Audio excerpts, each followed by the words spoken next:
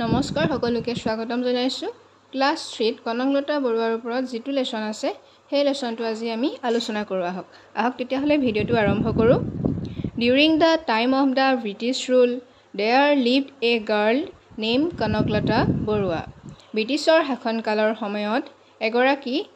ছোৱালী বা যুৱতী আছিল যাৰ নাম আছিল Kanaklata Barua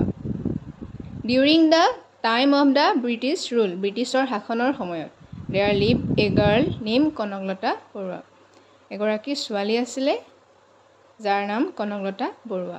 She was born on 22nd December 1926 at Borangabari Gohpur in Assam তেওঁৰ জন্ম হৈছিল 22 ডিসেম্বৰ 1926 চনত আৰু তেওঁৰ জন্মৰ ঠাইডোখৰ হৈছে Borangabari Gohpur in Assam She loved her motherland and wanted to free it from British rule. তেওঁ নিজৰ মাতৃভূমিক খুব ভাল পাইছিলে আৰু ব্ৰিটিছৰ শাসনৰ পৰা মুক্ত বা স্বাধীন কৰিব বিচাৰিছিলে। When Kanaklata was just 17 years old, যেতিয়া কনকলতা কেৱল মাত্ৰ 17 বছৰৰ আছিল, she joined the Quit India movement. যেতিয়া তেওঁৰ 17 বছৰ আছিল তেওঁ তেতিয়া কুইট ইণ্ডিয়া মুভমেন্ট অৰ্থাৎ ভাৰত ত্যাগ আন্দোলনত যোগদান কৰিছিল The aim of the movement was India's freedom আৰু এই আন্দোলনটোৰ মুখ্য লক্ষ্যই আছিল ভাৰতৰ স্বাধীনতা On 20th September 1942 1942 চনৰ 20 ছেপ্টেম্বৰ তাৰিখে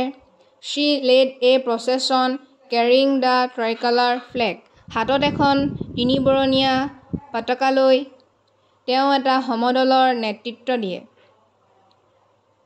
She wanted to hoist the flag at the local police station but তেওঁ স্থানীয় পুলিচ ষ্টেচনত সেই পতাকাখন উত্তোলন কৰিব বিচাৰিছিল The police warned her and tried to stop the procession পুলিচসকলে সতৰ্কতা জাৰি কৰিছিল আৰু তেওঁলোকে যি সমদল উলিয়াইছিল তাক বন্ধ বা বাধা দিব বিচাৰিছিল But Kanaklata did not stop পুলিচৰ বাধাৰ পাছতো কনকলতাই নিজৰ প্ৰতিবাদী সমদল স্তব্ধ নকৰিলে She went on walking holding the flag flown high এনেকৈ হাতত পতাকাখন উৰি থকা অৱস্থাত তেওঁ লৈ পুলিচ থানাৰ ফালে খোজকাঢ়ি আগবাঢ়ি গল বাধা দিয়াৰ সত্ত্বেও তেওঁ কনকলতা বৰুৱা কিন্তু স্তব্ধ হোৱা নাছিল The police started firing আৰু যেতিয়া কনকলতা বৰুৱা স্তব্ধ নহল পুলিচে গুলীবৰ্ষণ কৰিবলৈ আৰম্ভ কৰিলে She lost her life for her motherland India আৰু তেওঁ নিজ মাতৃভূমি ভাৰতবৰ্ষৰ কাৰণে প্ৰাণ আহুতি দিলে She was a brave young woman who is remembered for her selfless love for the country তেওঁ এগৰাকী সাহসী যুৱতী আছিল যাক আমি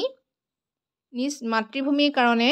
নিজ প্ৰাণ আহুতি দিয়া আৰু মাতৃভূমিক নিস্বাৰ্থভাৱে ভাল পোৱাৰ কাৰণে আমি তেওঁক সদায় স্মৰণ কৰোঁ হয়নে ৰিমেম্বাৰ্ড মানে আমি যেতিয়া কাবাক স্মৰণ কৰোঁ বা আমি কাবাক মনত পেলাওঁ সাধাৰণভাৱে ক'বলৈ হ'লে আৰু যেহেতু কনকলতা বৰুৱা ইমান ফুলকুমলীয়া বয়সতে নিজ মাতৃভূমিৰ প্ৰতি থকা ভাল পোৱাৰ কাৰণে নিজৰ জীৱন উৎসৰ্গা কৰিছিলে গতিকে আমি তেওঁক সদায় স্মৰণ কৰোঁ আৰু অনাদি অনন্ত কাললৈ তেওঁ আমাৰ কাৰণে এগৰাকী মহিয়সী নাৰী আৰু সাহসী মহিলা হৈ থাকিব আশা কৰোঁ ভিডিঅ'টো তোমালোকে ভালদৰে শুনিলা আৰু বুজি পাইছা এনে ধৰণৰ ভিডিঅ'সমূহ পাই থাকিবলৈ মোৰ চেনেলটো সাবস্ক্ৰাইব কৰি ৰাখিবা আৰু বেল আইকনটো টিপি ৰাখিবা সমনীয়াৰ সৈতে শ্বেয়াৰ কৰিবা যদিহে ভিডিঅ'টো ভাল পাইছা আজিলৈ আহিছো অন্য এটা ভিডিঅ'ত পুনৰ লগ পাম ধন্যবাদ